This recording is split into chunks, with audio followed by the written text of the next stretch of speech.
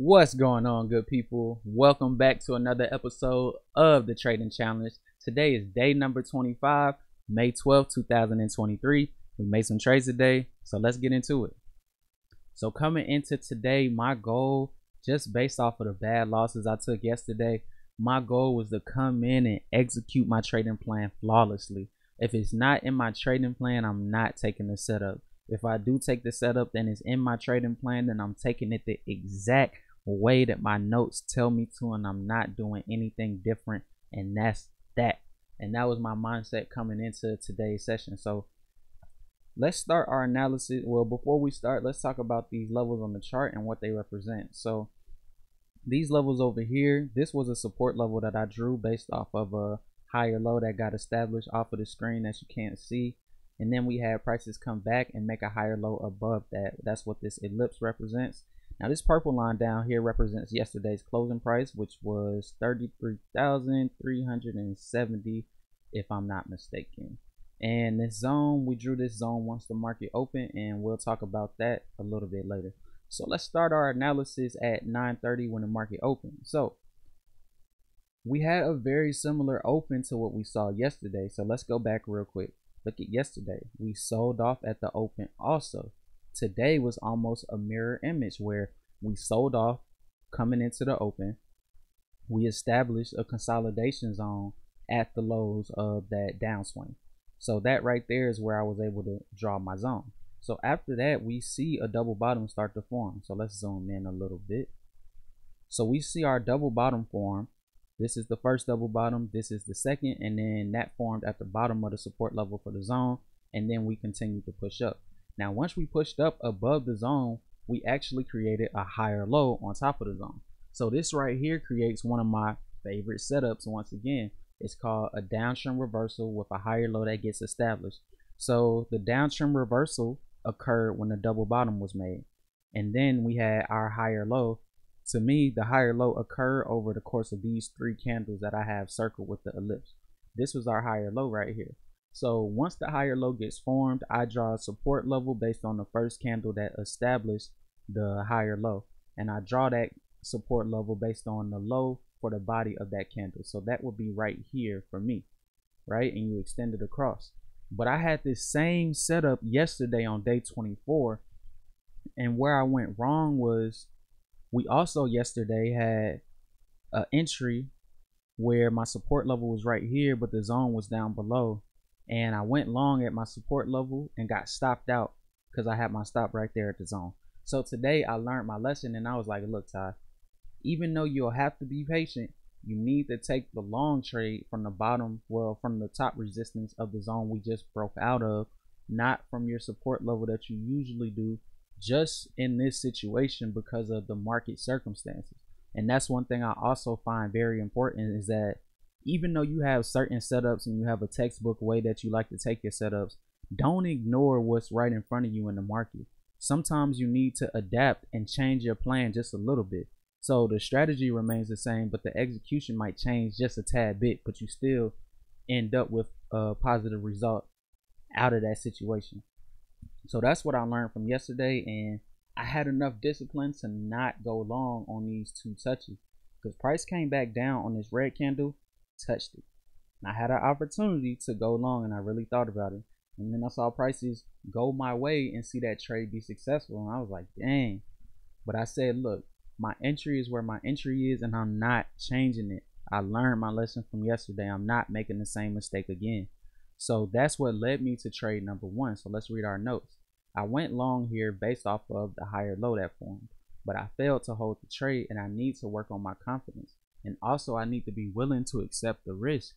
I was too scared on this trade because I'm like, man, if technically we had the retest right here and it worked, do I want to take the second entry of that retest trying to get the second trade to work? Sometimes, a lot of times, you really don't want to take that second trade. But in this occasion, it was actually a good play for me, but I just didn't hold it because I was too scared. I was still shaking up from those losses from yesterday, and I said, man, I don't know if I can hold it. Let me just get out. If I'm not sure, just close it. and you don't have to worry about taking a gain or a loss. Just scratch it for break even. And that's exactly what I did right here. But as we can see, prices did come up to actually hit my profit target at the same location where C would have been. So it ultimately ended up working. So that's another lesson about being able to accept the risk for your trade and ride it out, man. Now, I think I continued to make good decisions, because if you look at what I did yesterday after I took break even trades or I took losses, I came back and tried to revenge trade and I made the wrong decisions. Today I was patient even though it was temptation right in front of me the whole time, because I was thinking, oh, now that prices have come back into this level again, let me go long, because, well, it's going to be a double bottom from where I went long at. And that just wasn't the case, and I'm so glad that I had enough discipline to not take that trade. Instead, what I started to do was I started to think about the zone and the overall market direction. Because remember, we were trending down and then we established the zone. So eventually, more than likely, we'll probably break back into that zone and at least just come back and test the bottom. What happens after that, I don't know, but I definitely expect a retest. So if I start seeing the signs that I need to see for the retest to start to occur, then I need to get active. And that's exactly what I did at trade 2. Because yesterday I had an opportunity to trade the zone. Let's actually flash back to yesterday's chart for a quick second. So this was Thursday, May 11th, yesterday. Notice how at this zone, I had opportunities to short, but I shorted here. This was a break even trade, that's fine. But then on these two occasions, this trade and this trade, I shorted as prices came back into the zone, but I didn't wait until prices closed inside of the zone, which makes a big difference. A closing price inside of the zone shows you that no matter what everybody in the market was able to do throughout that candle, they still were not able to close prices above the zone, which is a very bearish sign based on the market context that we were in. So yesterday I got the short trade through the zone wrong before I waited for the close, but look at what happened once I waited for prices to close. Then the move was actually successful. So if we come back to today's chart, I had that exact same lesson in the back of my head. Like, look, Ty, you had opportunities when it pushed through the zone to go short right there. But if it didn't close below the zone quite yet, then you don't need to take those opportunities. So then once I saw this candle close, now, even though it was barely inside of the zone, I think the high for this candle over here that I drew the top line of the zone from was, the price was 41 if I'm not mistaken. The closing price for this candle was 39. So even though it was only 2 points below, a close below the zone is still a close below. Well, a close inside of the zone is still a close inside of the zone, whether it's by 1.2 points or 10 points. Because you got to think about what a closing price represents. It means that everybody that was able to participate in the market at that time, even though they put all the orders in and bought as much as they could, they still could not make prices close above the highest price from the swing that we got at this candle that I drew the zone from. So that's significant. That's a bearish signal. Once I got that, I saw the next candle kind of start to push down through the zone, and that's why I entered. I went short after prices closed back inside of the zone, and then I exited at the zone's low. So that right there for me is textbook. I want to, if I'm shorting through the zone, I want to take the short as prices close inside of the zone and get right back out at the bottom of the zone and take my profit. Now, on this occasion, I also exercise great discipline, because look at how the trade continued to run all the way back down to yesterday's closing price. That right there would make you say, oh man, I should have held that trade. But when we really go back and think about it, you really didn't have a clear-cut idea that prices were coming down to yesterday's closing price. You might have had somewhat of an idea, but it's not clearly in play, because that level is just too far away to say, oh, okay, we're going to break past the zone and keep going. Most ranges and most zones, they have a tendency to continue to stay within the range. So you just got to play it based off of that. And then you start aiming for that next level further out once the breakout of the zone is established. So then you could start looking for this closing price after we got to close outside of the zone on the following candle. So on trade 2, I think based on the information I had available to me, I made the best possible decision and I took profits where I was supposed to at the bottom of the zone. And I would say every time I would like to do it like that. I don't care if prices keep moving. I'm here to trade my plan and my strategy. My strategy is to take prices from the top of the zone to the bottom and then see what happens next and wait for the next best opportunity in the market. So on trade 2, great job by a great job of sticking to my plan and being disciplined enough to resist those extra profits that were calling my name. So then once we flash back down to yesterday's closing price, notice how we had another downtrend reversal with a higher low that gets established, one of my favorite patterns. So the downtrend reversal occurred once we had a V pattern off of yesterday's closing prices. We pushed back into the zone, came all the way back up to test the top. Now, I was highly considering taking a short trade at D, but the reason I passed on that trade was because, for one, we had the downtrend reversal with the higher low hadn't been established yet, but we did have the downtrend reversal, a V pattern that had a 1, 2, 3, 4, 5, a 6 candle bull spike all the way back up to the top of the zone. I'm like, man, I would like to go short from the top of the zone, but I definitely do not want to fight all of this momentum that we had coming from yesterday's closing price. I don't know where that momentum is going to fizzle out. It could potentially fizzle out at the top of the zone, but that's not guaranteed. So even though trade D would have worked if I took that short trade, I think I made the right decision by passing on that based on the market scenario that I was in at that specific time on this specific day. So then we see prices hit the top of the zone, come all the way back down, retest the bottom once more, and that's where this higher low right here gets established.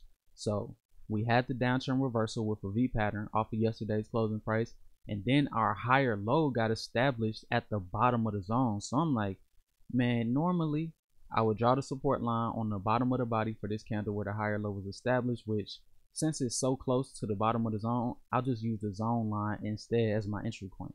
So that's what I was thinking, but at the same time, I'm seeing these this bear trend line and these lower highs, not just from B, C, D, and E, that'll go all the way back up to A. If you extend your line from A, it'll pass through B, C, D, and E. So we had 1, 2, 3, 4, well, 3 lower highs at that time based on what I was seeing. So I actually recall one of the previous days that I traded where I ran into a scenario that was exactly like this. So let's actually go back really quick and take a look at those past days so I can show you what I mean. So one of those days was on May 1st. So let's come up here to swing high letter A, and let's start from this higher low that was established down here. So we worked our way up through the zone, back down, created a double bottom, broke above the zone, and the uptrend was established because we had a higher low right here coming off of a double bottom, and this was a higher low based on this swing that occurred from earlier. So then look at swing high A. We actually created a lower high right here at trade number 4, and then we created a second lower high at trade number 5, right? But look at how this swing really represents a higher low in comparison to where we came from the bottom of the zone. So if that's the higher low, then I should be looking to go long because the trend was up, right? But what I learned from this day was that you have to respect the price action that happened most recently. So yes, we did have a double bottom that led to a higher low and continuation to the upside, but then we established lower highs and we established a bear channel. So I should trade the bear channel because that's what happened most recently, not the higher lows that happened before the bear channel. And that's the lesson I learned on this trade, because as you see, I went long right here against the bear channel and I took that loss. So that was May the 1st.